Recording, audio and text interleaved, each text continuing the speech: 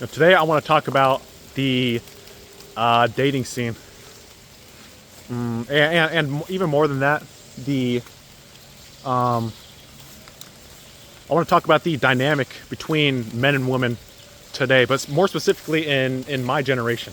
So I feel like we've already got a pretty good glimpse of what it's like in the other generations, in the millennials and the boomers. But I really want to focus on the dynamics between men and women in the Gen Z generation, in my generation. You know, we've all dealt with the disparities between the two. We've all dealt with, oh well, you know, if like I've had men that treated me bad, so therefore all men are bad. You know, we've all been there when we're scrolling on social media, whether it's YouTube Shorts, Instagram, TikTok, Facebook, whatever. We've all seen the bar scene where you have those people, those independent journalists, those interviewers who go down and they ask those, well, what are you looking for in a man? Well, what are you looking for in a woman? And the title is usually something like, oh, look at these unrealistic expectations of men today in this generation. Oh, look at these unrealistic expectations of women today in these generations. And you know, one or the other will say, well, then no, it's the men in this generation. Oh, well, no, it's the woman in this generation. Truth be told, there's a lot of truth in both sides. There's a lot of half truths in both sides. You know, while yes, there are men out there, and you know, maybe you can even argue a majority of men and a majority women out there that say like, oh well, yeah, you know, like I'm sticking with that. Like now we have the red pill content. Now we have the blue pill content, where they say like, oh well, you know, happy wife, happy life. And you know, that's on the other hand, they say like, oh well, you know, the woman needs to stay in the kitchen. There's truth to both sides, but you can't pick the extremes. You have to be able to find like the middle ground. You have to be able to find the truths. You know, you have to be searching for the truth. You can't be so harped. You can't be so hell-bent on like my way or the highway.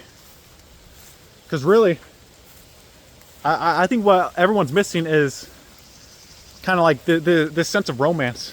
Everything today is formal. Nothing is spontaneous.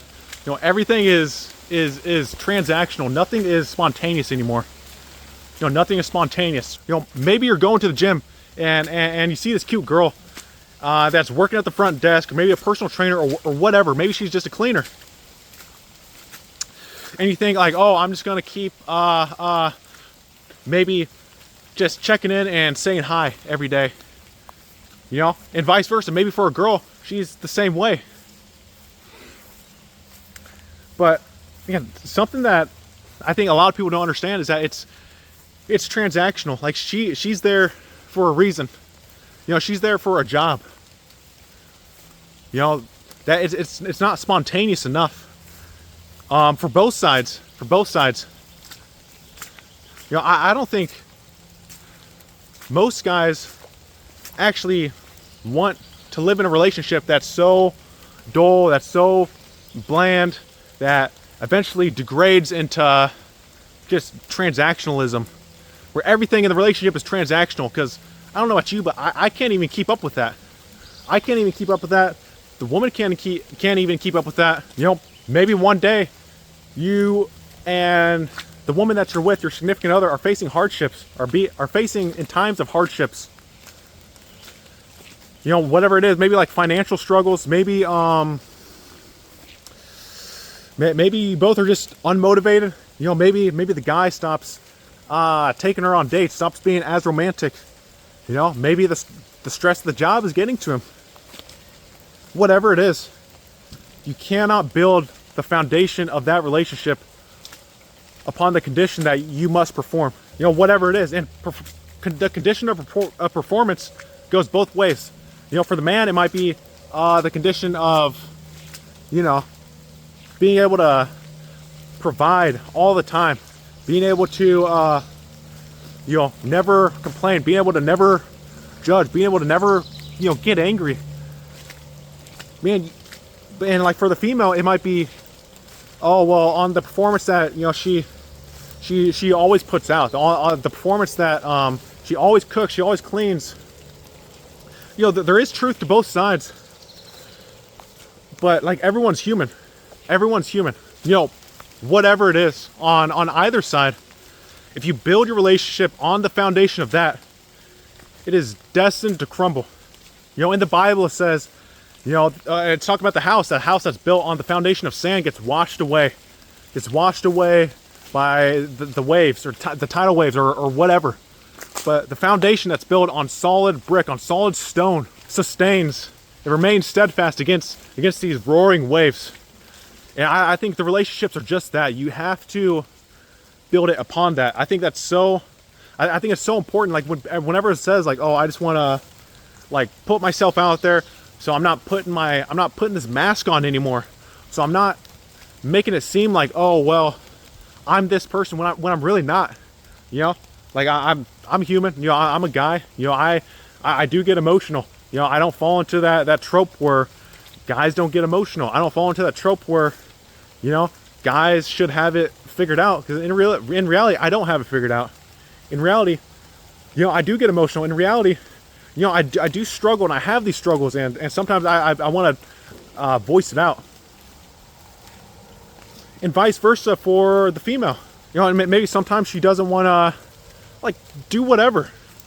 But it's all about just learning to make it work with one another. And of course that's very different when like you guys are always trying to make it work. You guys are always fighting, you guys are always battling, you guys are always getting in arguments. But that's not what I'm talking about. Like those red flags show up early in everyone. Whether or not you're willing to admit it, whether or not you're willing to see it, they show up. And maybe you're in a relationship that goes that really goes the distance, that goes 6 months, that goes a year, 2 years, whatever it is, and you think like, man, I don't think this person's the one for me anymore. And you spent all this time getting to know him, but you guys are constantly fighting, constantly bickering. Sometimes that is hard to find out, but most of the time it's not that.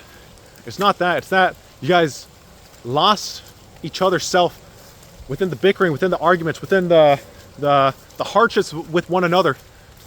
Whatever it is. And it does get better. It always gets better. Every single time. It's not about finding this perfect female, this trophy wife. It's not about finding this husband that makes, 6 figures, that's 6 feet tall in height, that really has his stuff figured out. Because in reality, the relationships that last are the ones where they just meet each other where they're at. That they don't build the foundation upon, okay, I gotta prove something to him or her. Whatever it is, but they really just meet each other where they're at. And they learn to love that ugly side of them. That side of them that they don't even love themselves. They learn to find the love in the most unlovable moments. They learn to find the excitement and thrill in the mundane and the boring. They learn to find motivation in the most pathetic moments. They learn to find hope in the most hopeless moments. They learn to find meaning and purpose in suffering. They learn to just make it work. And I know there might be people that say like, oh well, what if he's addicted to drugs? What if he what if he's drunk all the time? What if he's like trying to maybe even kill himself? Like, man, those are such extreme examples, and I understand them. I understand them. Believe me, I do. But those signs show early on more often than not. And if they don't, like, man, just don't give up on them. Don't give up on her. Don't give up on him. And if they don't want to change, just let them know. If they don't want to change, just give them the options. Say, hey, it's either me, or it's either what you're dealing with right now. And I love you, this, that, and the other. But man, like I think it's just over. You know, like you either have to choose me or it, me or him, me or them. You don't do it for yourself, but you do it because you love them. You know, maybe you fell in love with the person that you met. Maybe you fell in love with that person that you used to know. And sometimes you just have to be honest. Sometimes you have to be honest with them. You know, and I know a lot of people tend to respect when you're willing to just walk away. You say like, hey, I love you. I love this, that, and the other. I want to make it work. But I truly believe that this is what's holding you back. And unless you're willing to give that up, then that's that. Then that's that. Then this is the relationship right here. And you know, don't let the older generations put you down either. Don't let the older generations put you down. Because I know, especially millennials, are very, like, there's this statistic that came out not too long ago, not all too long ago, that said the average marriage lasts around 7 years. Okay, and I tell you what, Gen Z's not getting married. The boomer generation, they're not contributing to that statistic. It's the millennials. And I'm not throwing shade at these millennials. But I do know that the millennials and the miserable boomers that, you know, are struggling or maybe not even in a relationship anymore, will try to put you down. You know, especially women. You know, women struggle with this, I think, way more than men, where they get in these cliques, and especially in hospitals and nurses, believe me, I've seen it, where, you know, the young tech, the young nurse tech, or even the young nurse will be in this happy relationship with her young man, and maybe the man is young and he's just trying to figure stuff out.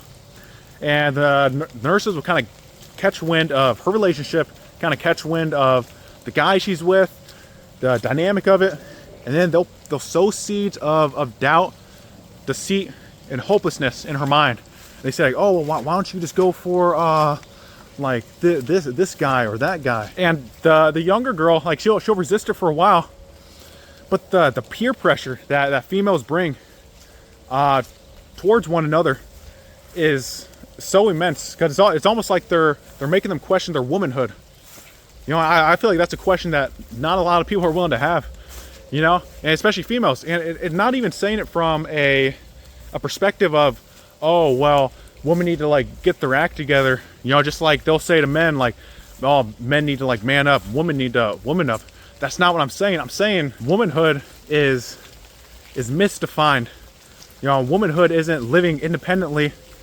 Womanhood isn't living with, like, 12, 13, 14, 15 cats. Womanhood isn't living with the perfect man that's out in war fighting for a cause that he doesn't even believe in.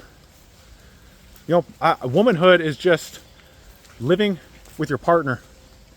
You know, womanhood is living with your missing rib, as the Bible describes it. Or excuse me, womanhood is being that rib to the man. You know, womanhood is being a helper, you know, and not really, you know, and womanhood is just being hopeful, you know, is being that hopeful individual in the darkest times for the man. You know, and I know a lot of millennial women and even a lot of Gen Z women now will kind of throw that back at me and say, like, oh, well, you know, like, what if they use me? What if this, that, and the other? Man, I understand that. You know, it goes both ways. You know, because men and women get used, and, like, we can go all day and all night talking about, oh, well, you know, it's the men that use the women. Oh no, it's the women that use the men. Look at the divorces. Oh, but look at how, you know, like, abusive the husbands are. This, that, and the other. And yeah, there are truths to both sides, but, you know, like, where do we go from there? Where do we go from there? That's the question that needs to be asked. You know, and I think where we go is we go towards one another. You know, and, you know, maybe it doesn't work out, but at least you can say that you tried. At least you can say that you tried and say, you know what? Yeah, she hurt me. Yeah, he hurt me. But I'm not going to let that define me. I'm not going to let that change me, because I believe in the person that I am, that I was before all those hardships in the relationship, you know, before all of everything. I believe in the kindness that I believe I can provide. I believe in the hopefulness that this world needs. You know, whether the boomers, whether the millennials, whether even a lot of Gen Z people want to say it's all hopeless, you know, it's black pill, it's doomed from the start. Whatever it is, I think what we need to do is we need to run towards one another. We need to learn to just make it work and accept, like, man, like we're not all perfect. You know, we don't have to chase status. We don't have to chase fame. We don't have to chase any of it. You know, we don't have to have it. As much as this society would love to push on us that we have to have these luxurious cars, we have to have these Louis Vuitton bags, that we have to have the best man who is always there and who's never tired, the best woman who's always caring and always loving. Because in reality, we don't need any of it. What we need is commitment to one another, and say, like, I know things are going to get tough, I know things are going to get hard and rough and whatever else, but I'm not going to give up on you. I'm going to keep trying, and I'm going to keep trying. I'm not going to give up on you. And yeah, you know, I think I've said enough there. And God bless.